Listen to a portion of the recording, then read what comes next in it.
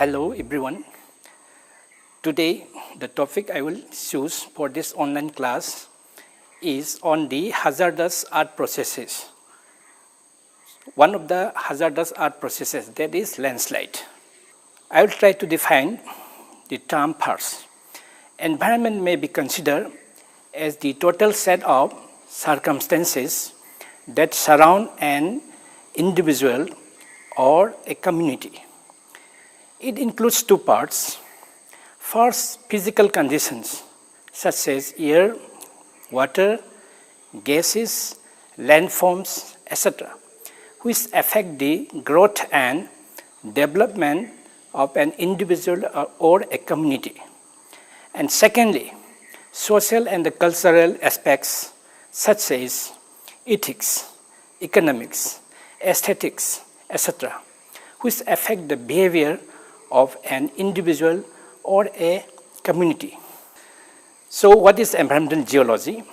Environmental geology is application of geologic principles and knowledge to solve environmental problems and find remedial measures to minimize loss of human life and property damage.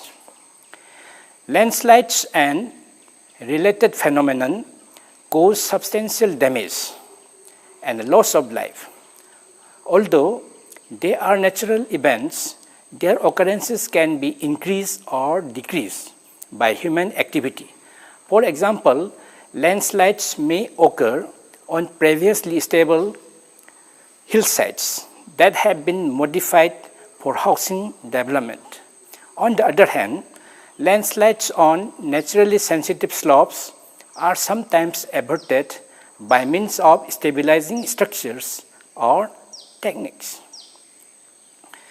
In its more restricted sense, landslide refers to a rapid downslope movement of rock or soil as a more or less coherent mass. It is also used as a comprehensive term for any type of downslope movement of earth materials, and the general terms used are slope failure and mass wasting. So let us come to the slope and the slope processes. Slopes are the most common landforms.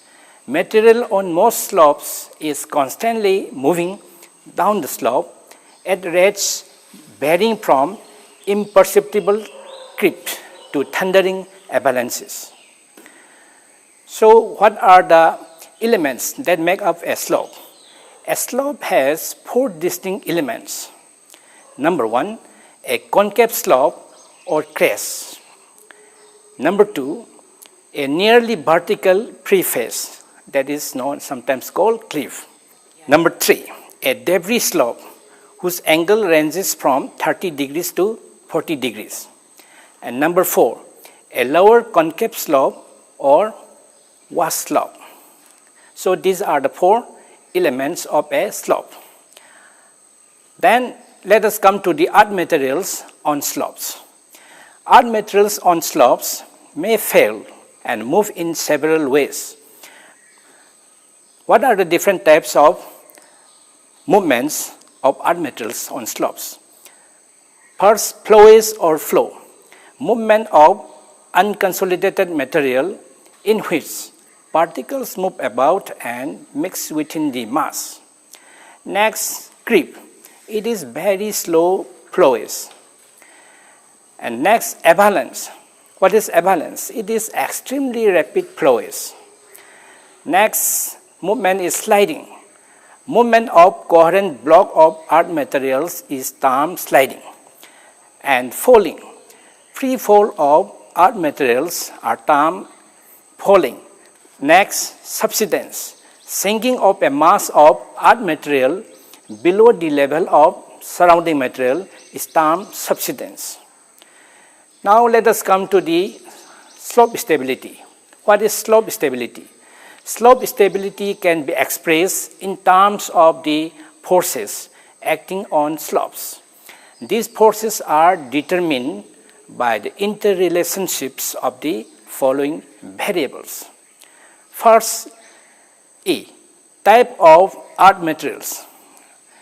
Number B. Slope angle, also known as topography. Number C. Climate. Number D. Vegetation.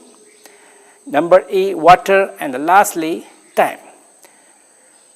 Then let us come to the forces on slopes. The cause of most landslides can be determined by examining the relations between forces that tend to make earth materials to slide, which is called driving force, and forces then tend to oppose the movement, that is called resisting forces. The most common driving force is the weight of slope materials, and the most common resisting force is the shear strength of slope materials. So how can one determine whether a slope is stable or not? So we can easily find out by finding out the safety factor of a slope. What is safety factor? Safety factor is resisting force divided by driving force. So when the value of safety factor is more than 1, it means that a stable slope is there. And when the safety factor is less than 1, then the slope can be classed as unstable. The real causes of landslides are often masked by immediate causes such as earthquake shocks, vibrations, or a sudden increase in the amount of water entering a slope. For example, a translation slide may have as an immediate cause heavy rains that saturated the earth materials, whereas the real cause is the potential to slide upon weak clay layers. Another example might be the failure of an artificial slope in a housing development, where the immediate cause is an earthquake shock, but the real cause is a poorly designed slope. Now let us discuss some common causes of landslides and their effects. So first I will choose human use and landslide.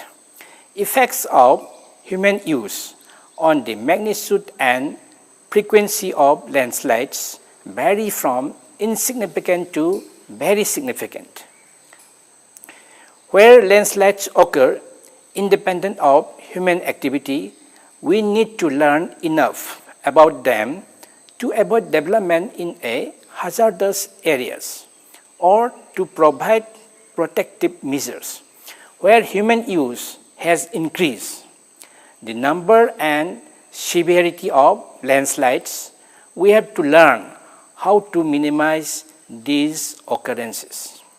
So the relationship between landslide and timber harvesting. The possible cause and effect relationship between timber harvesting and erosion is a controversial topic. Landslides become important in the discussion because there is good reason to believe that landslides, especially shallow soil slips, debris avalanches, and more deeply seated earth flows are responsible for much of the erosion. And what about landslide and urbanization?